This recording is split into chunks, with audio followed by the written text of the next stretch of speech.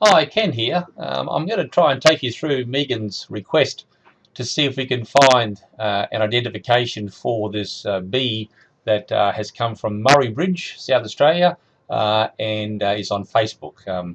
As Megan has suggested, the curved basal vein is a characteristic of the family Halictidae, and notice here the three submarginal cells with the third submarginal cell about the same size as the second submarginal cell. If it had been much longer, that would make it in the Lipotriches or the Nomia group, but it's about the same size as the second submarginal cell, and it's weaker. And that makes it in the Lasioglossum and in the Chilolictis group. The pharo is also a halictid character, and these tomentum, they call the basal hairs, the tomentum, are species characters. You notice that that's T1, T2, T3, T4. T2 has got them laterally, whereas T3, T4 has got them going across the entire tergite. So let's go and have a look. What if we go on to PaDIL, which is www.padil.gov.au. The first thing I would do would be to make a query for the subgenus Chilolictis, and I'm looking here at a scientific name. So let's do a search. And the search has returned 144 species down there. Now, we know that it comes from Murray Bridge, so what we can do is to add a second query term, and I'll be adding in South Australia. So here's the second query term, and I'll just put in SA for South Australia, and then so I'm making a second query for just the 144 species of Chilolictis that occur within South Australia. And that has returned 77 species of Chilolictis that have been recorded from South Australia. Now you can work with that, or you can refine and query it further down. Now I have created a key for all of the Chilolictis in Australia, and here we are. Here you simply go down to the search keys, select, and that brings you up. a whole lot of characters: body length, female labrum, forewing venation, head characters, so on and so on.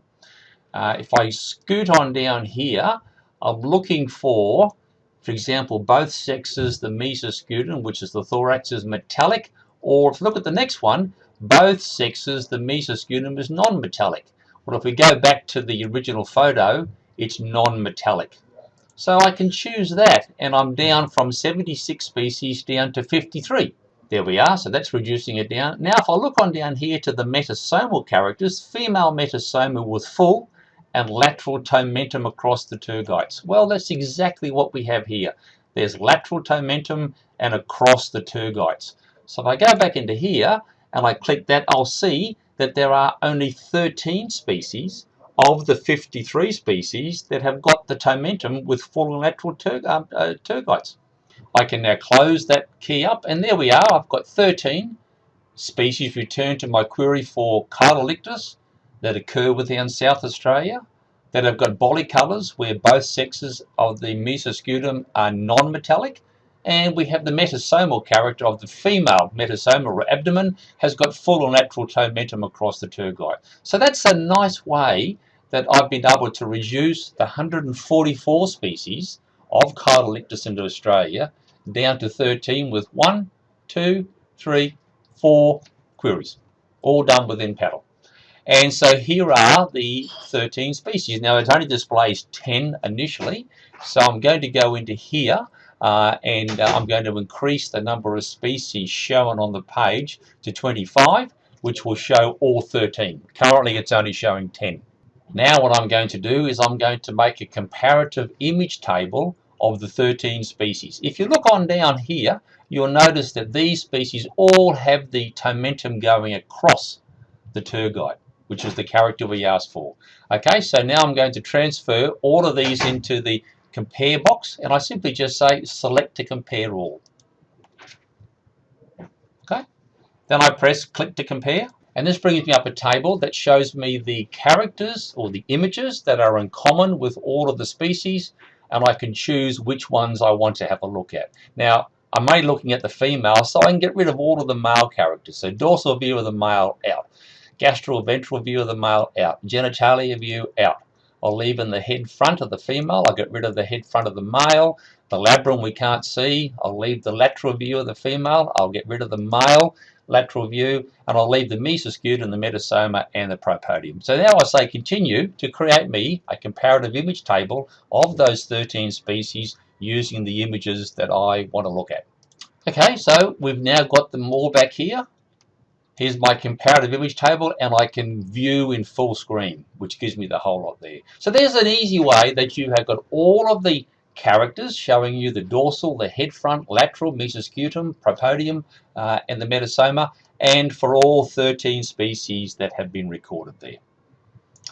Now it becomes difficult because the characters that I need to see to distinguish the species are the sculpture on the mesoscutum and the shape of the propodium. Just have a look at the shape of the propodiums here as I go on down. You can see the different shapes.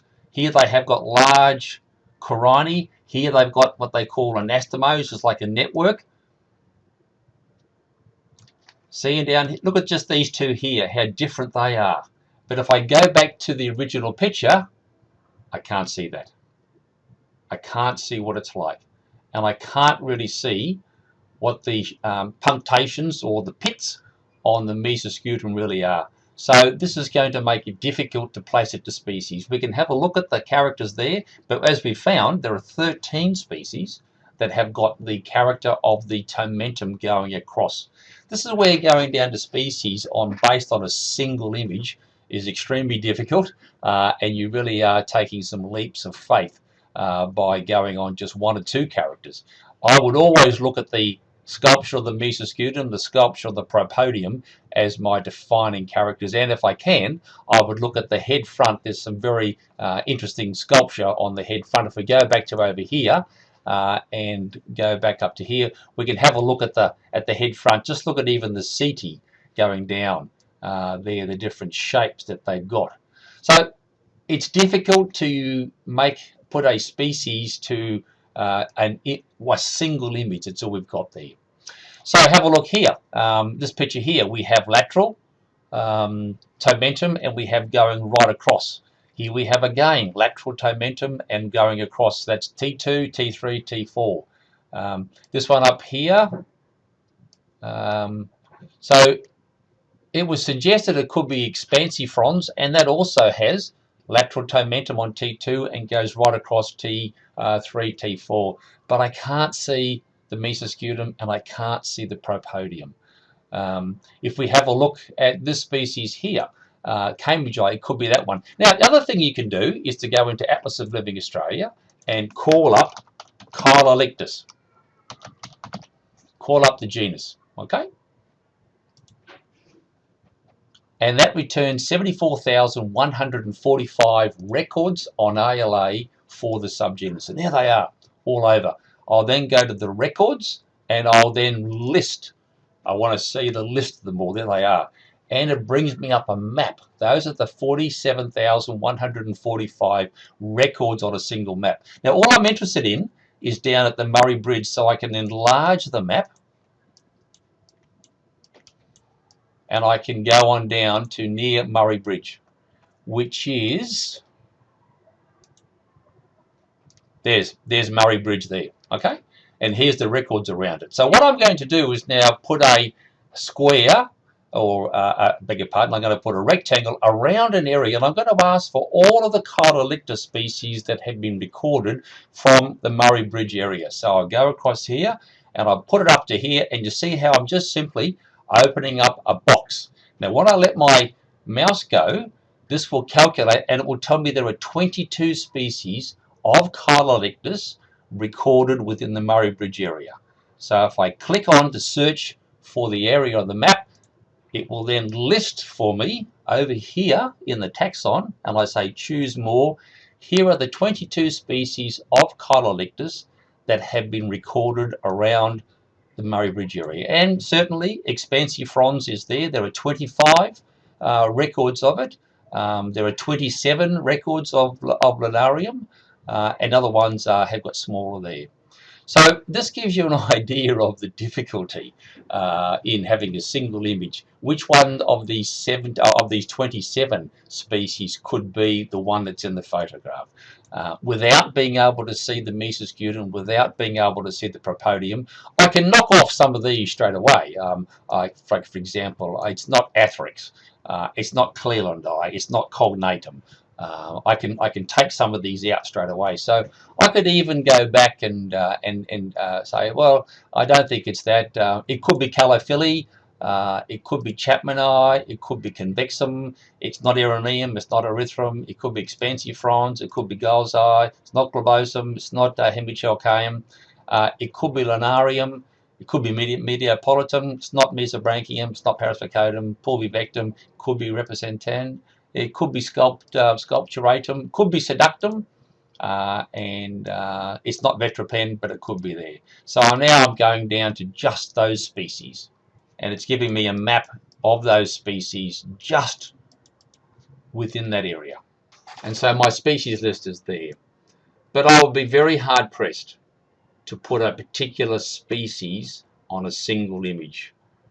And I guess what I'm trying to say is that you can see we've done all of the work in PaDIL, we've done all of the work in ALA, and yet we're working on a single image in there. A lot of species, at least 10 species, have got that exact character there. I can't see there and I can't see there. So I would be hesitant to put a species name on this bee. By the way, we can go and have a look at any of these images, and so we can go into, for example, Expansifrons, and let's open up Expansifrons, which brings up the species page. Then you can simply click on an image, and there's the species there. Shows you the T1, T1, T2, T3, 4. You simply just click on the image to go to the next one. There's the male. There's the underneath of the male. There's the male genitalia. Here's what the head looks like. I can't see that in the picture. Here's what the labrum looks like. Here's what the species looks like in lateral view, the male lateral view. But here's what I can't see. You can just see the sculpture, the pitting. That's what I can't see in the image. And then there's the nice view of the abdomen. There's that furrow, which is characteristic of the Halictini. And here's the other character I need to be able to see that I can't see. I can't see the sculpture on the propodium. So I would leave it at Chilolictis without more images. I hope that's showing you a little bit how you can use the tools, PaDIL and ALA, to try and narrow down. If the images, if that wasn't black, if that showed more there, then I'd be more confident to go ahead. The only thing that I would say, and this is a big leap of faith, is that when I look at that propodium and I see those two little bits of white there, that looks to me like there's a ridge there. It just looks like there's a cut ridge there. If we go into the PaDIL pages and go over here, I can see a ridge here in Brassiere. I can see the ridge there. There's no ridge here. If I move on down, there's another ridge here in Gulsi. Can you see that ridge there? There's no ridge in Expansifrons. There isn't a ridge.